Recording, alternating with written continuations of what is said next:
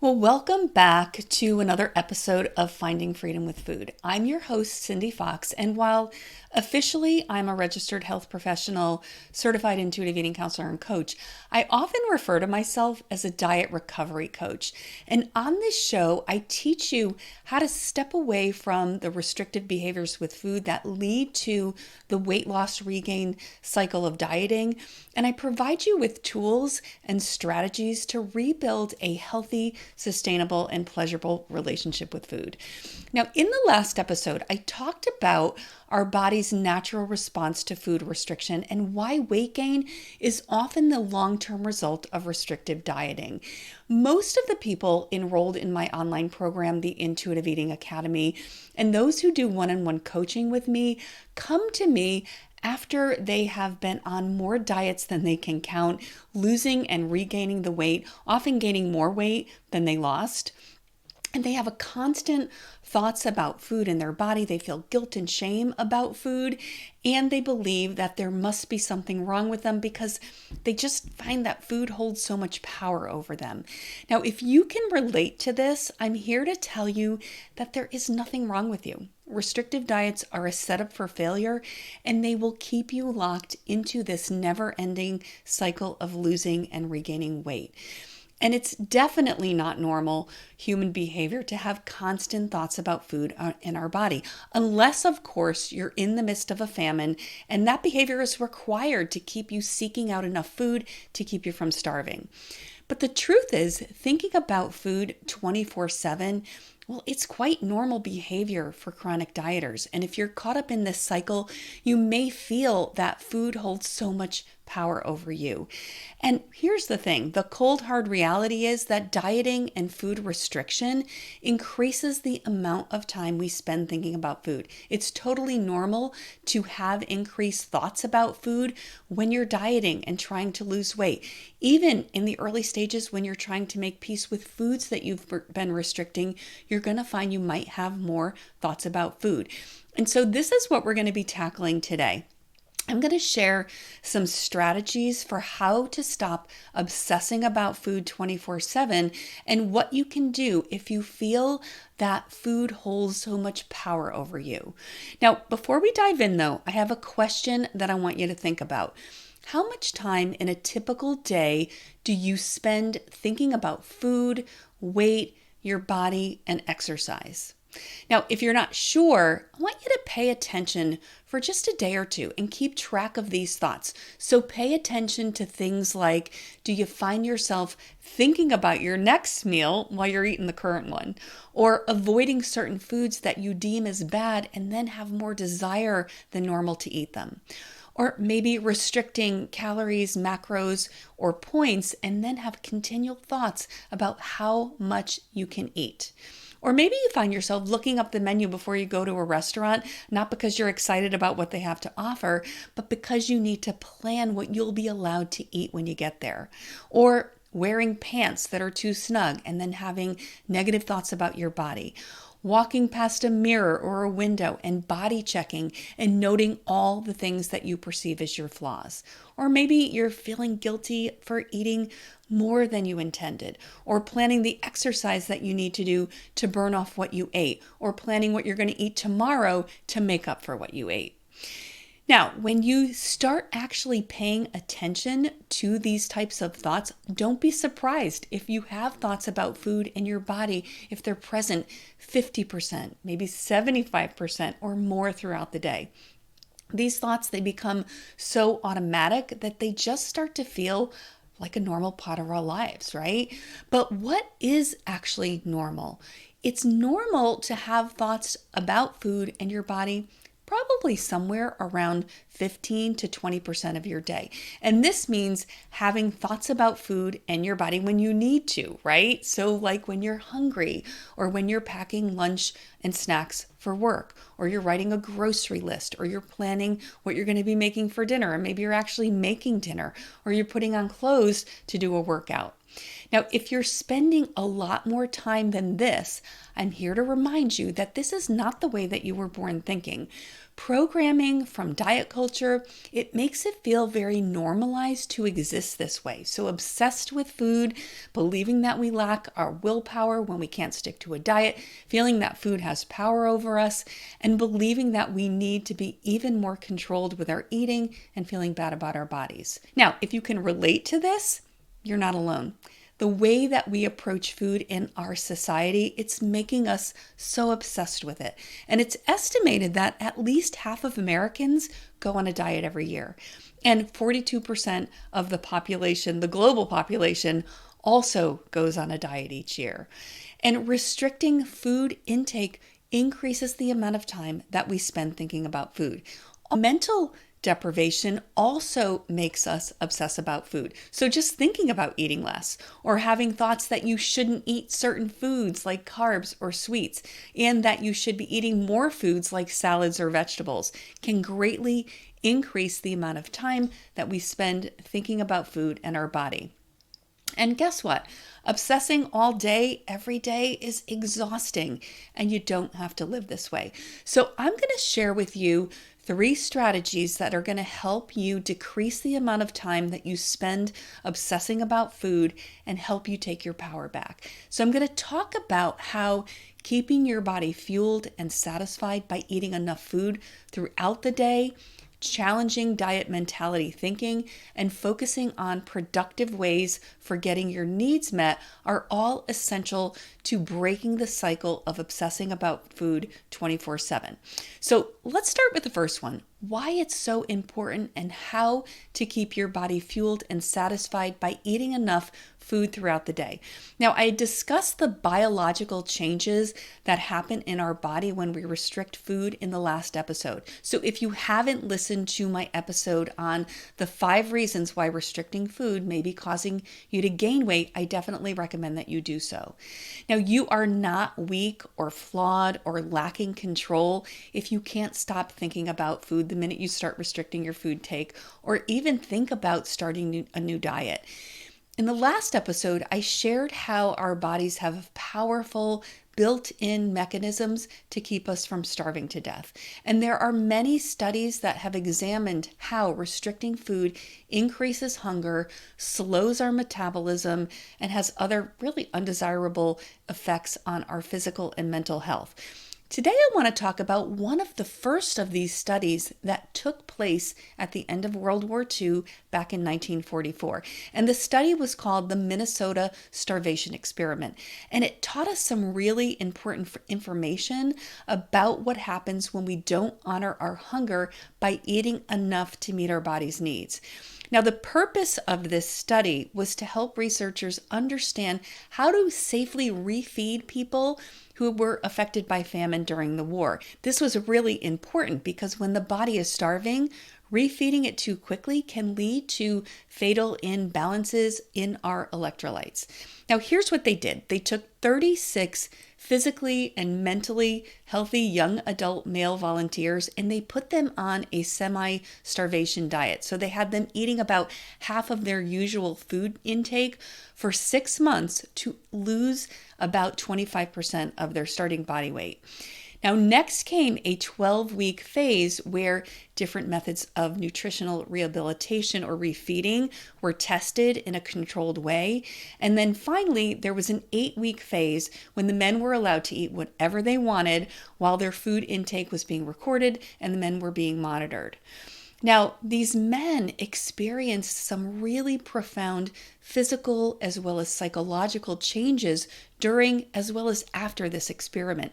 Now, all of the men experienced a lack of energy and dizziness, decreased strength and reduced coordination, also extreme hunger and extreme cravings, and their metabolism slowed by about 40%. Now, they also experienced mood changes and a lack of interest in previously enjoyable hobbies and activities. They were totally preoccupied with food, so much so that they were collecting recipes and reading cookbooks. And then binge eating behaviors were really common as more food was made available. Some of the men would even vomit after binging.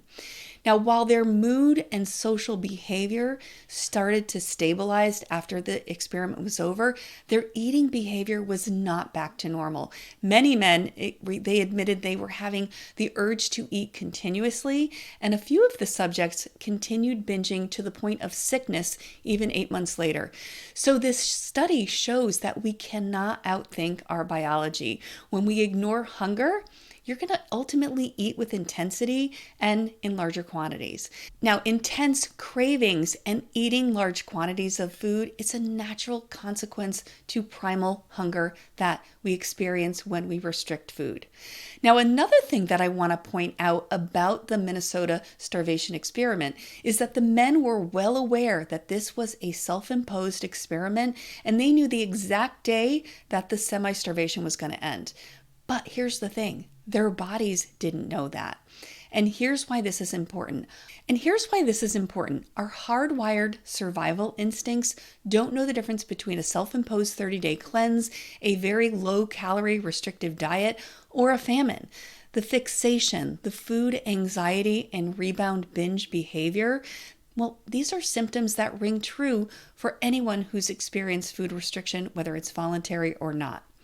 So it all makes sense that you will feel obsessed when you are dieting and restricting food, or even contemplating going on a new diet. So you need to eat enough to fuel your body's energy needs, or it's just going to go into survival mode in an effort to keep you from starving.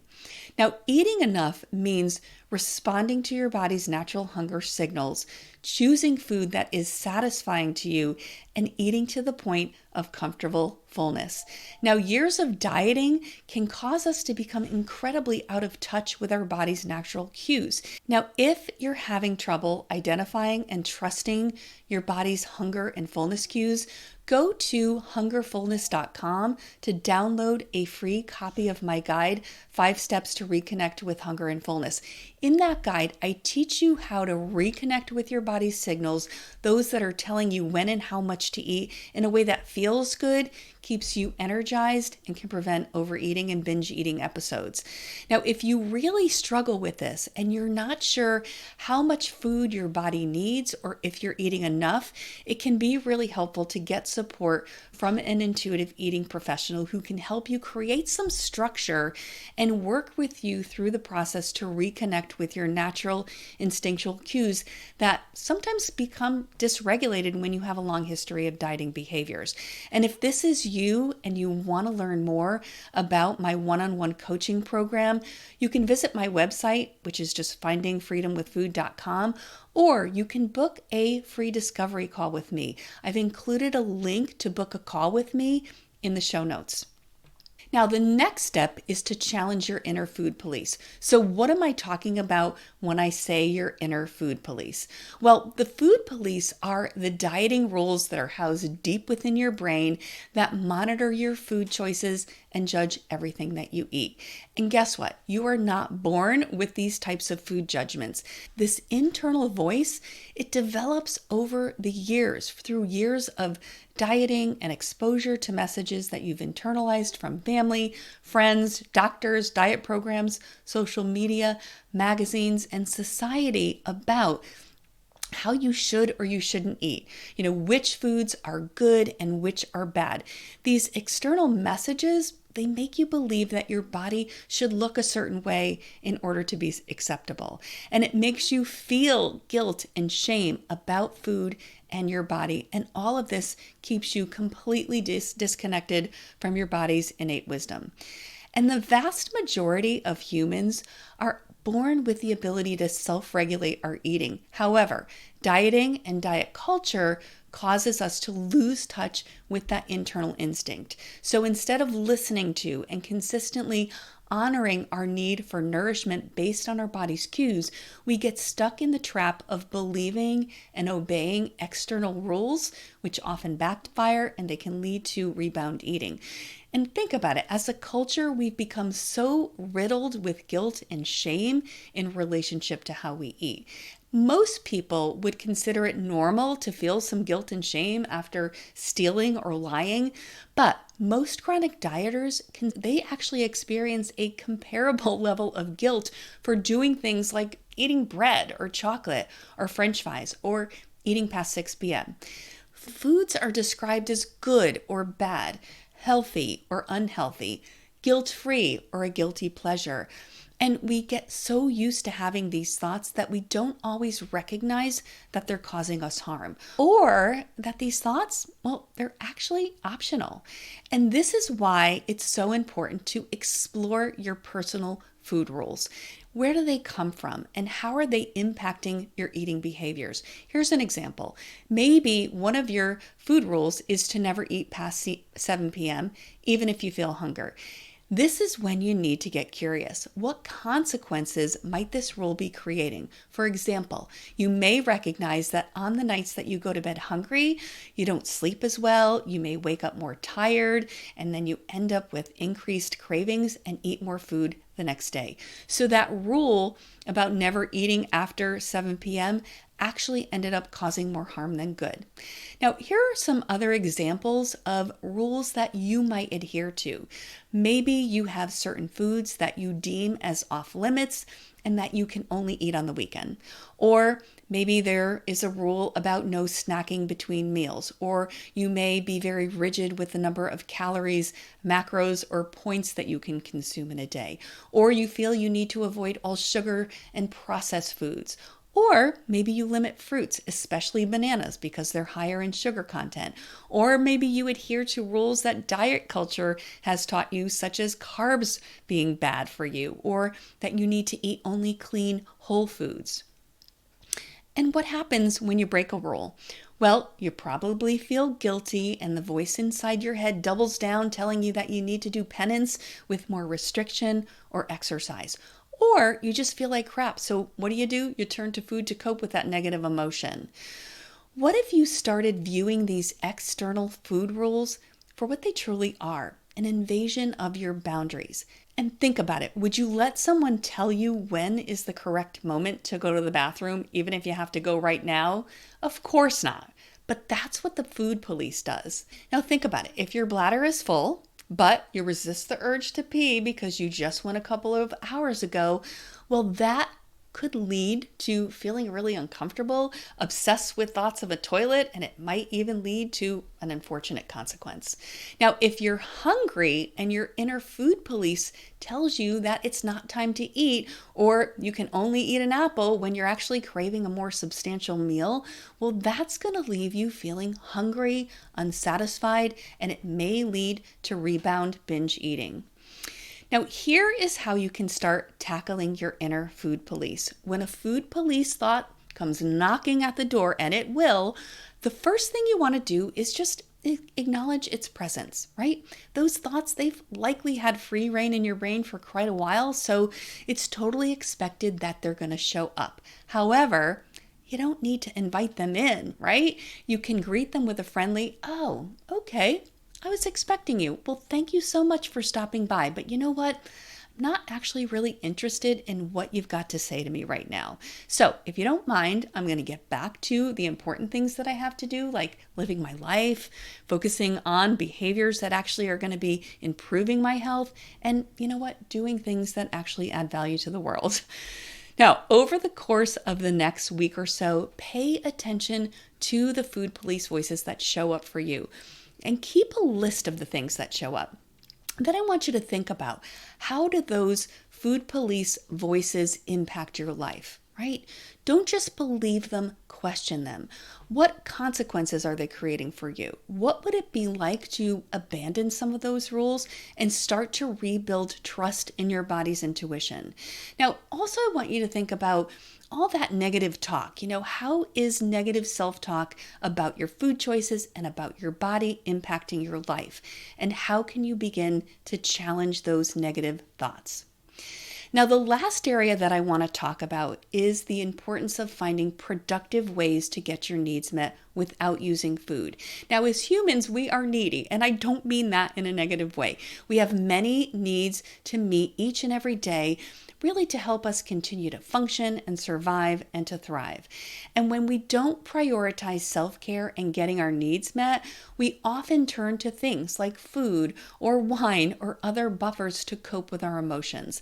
So if self-care is lacking, food can actually be used as a replacement for unmet self-care needs. Now, I'm always encouraging my clients to ensure that they're engaging in good self-care practices, because when we don't, we tend to get stressed out, disconnected, and seek out external ways to cope with our life stressors.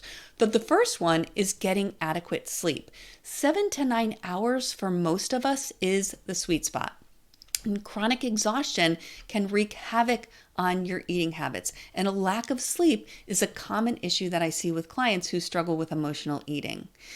The second thing is life balance. This is another important need that requires our attention. And it can be challenging to juggle work or school, family responsibilities, all the other things that we have on our plate, and still make time for fun, rest, and enjoyable physical activity. So I encourage you to take a step back and assess how well you're balancing your have-to-dos with your want-to-dos. So think about the balance among areas of your life, such as work, family, play, movement, rest, spirituality, and relationships. Are any of these out of balance for you right now? And if so, what can you do to reduce the time you spend on all the have-to-dos to provide more opportunity to focus on some of those want-to-dos? Now, stress management is another big one. There are many aspects of life that can cause stress at various times in our lives. Work and school responsibilities, juggling work and parenting responsibilities, health issues, relationship issues, death of a loved one. The list goes on. Stress levels can have a serious impact on our eating habits and our health. So having strategies in place to help you manage stress effectively is really important. So I want you to think about, what are some of the main stressors that you're facing right now? Then make a list of ways that you can manage your stress more effectively. And let me give you a couple examples. You may need to ask for physical help with work or household chores or projects, or maybe spending 10 or 15 minutes making lunches or laying out clothes and other preparation the night before to make your mornings go more smoothly. Or just setting aside time weekly to plan and stay organized, or setting some boundaries and addressing issues with others versus avoiding conflict. So just a couple thoughts and ideas to get you thinking about ways you might be able to manage stress more effectively. Now, pleasure. This is another area that we need to focus on. Food is a wonderful source of pleasure, but how often are you making it a priority to indulge in other activities that bring you pleasure? Things like hobbies, making time to connect with friends, reading a novel, joining a book club, walking in nature, or engaging in creative activities. Your list may look very different than that, but I want you to think about what pleasurable activities are important to you, because these are the things that will serve to recharge and rejuvenate you. So create your wish list of pleasurable activities, those things that you want to engage in, and then make time to carve out time daily or at least weekly to indulge in a little or maybe a lot of those pleasurable activities.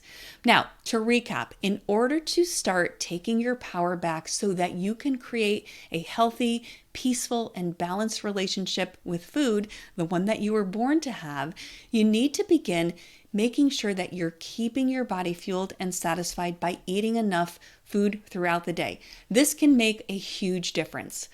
Also, challenge your inner food police. Now, your brain, it's going to serve you a lot of crappy thoughts and nonsense, and that's okay.